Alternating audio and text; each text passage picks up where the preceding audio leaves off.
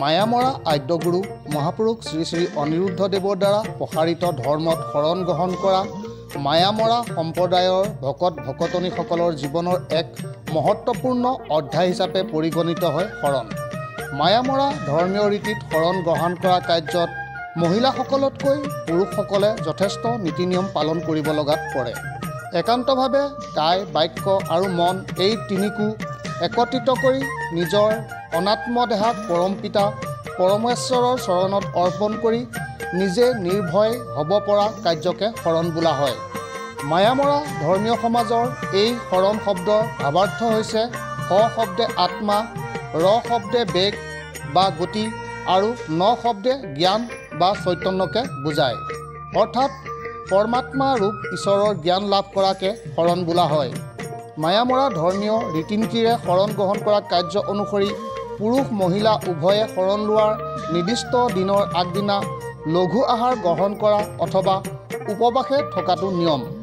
শৰণ গ্ৰহণৰ দিনটোত পুৱা পুৰুষসকলে মুণ্ডন কৰাৰ পাছত স্নান কৰি একবস্ত্ৰ পৰিধান কৰিব লাগে।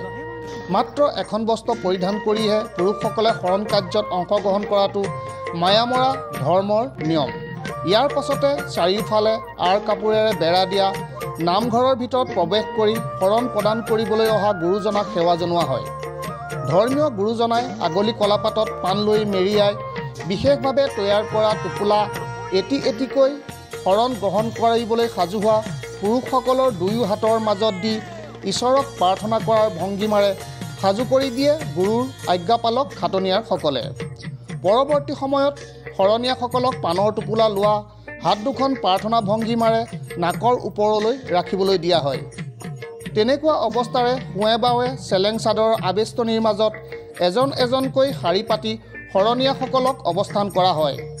শাৰী শাৰীকৈ থকা শৰণীয়াসকলৰ প্ৰথমজনক বৰ ককাই আৰু অন্তিমজনক সৰু ভাইৰ মৰ্যাদা প্ৰদান কৰা হয়।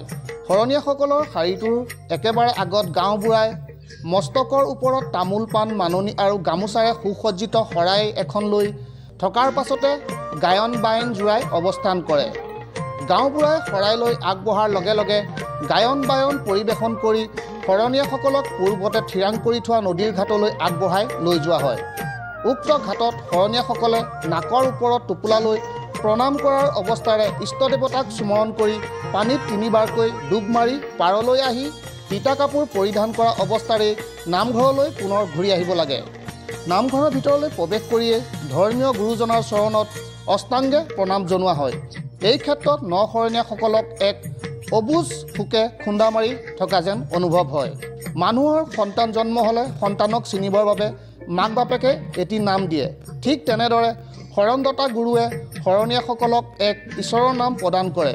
সেই অনুসৰি গুৰুৱে প্ৰত্যেকজন শৰণীয়াৰ নামৰ আদ্যক্ষৰ অনুযায়ী একোটিকৈ নাম প্ৰদান কৰে। শৰণীয়াসকলে ইজনে সিজনক গুৰুৱে প্ৰদান কৰা নামেৰে সম্বোধন কৰিব লাগে, নতুবা একেলগে শৰণ গ্ৰহণ কৰাজনক কুটুম বুলি সম্বোধন কৰাটো শৰণীয়াসকলৰ আন এক নিয়ম। অষ্টাংগ প্ৰণাম কৰি থকা অৱস্থাতেই গুৰুৱে শিষ্যসকলক ধৰ্মীয় দীক্ষা প্ৰদান কৰে। মায়ামৰা ধৰ্মীয় সমাজৰ শৰণ প্ৰক্ৰিয়া থুলমূলভাৱে ইমানেই। আগলৈ এনেধৰণৰ অনুষ্ঠান চাবলৈ আমাৰ page news north Assam like আৰু ফ'ল' কৰিবলৈ নাপাহৰিব।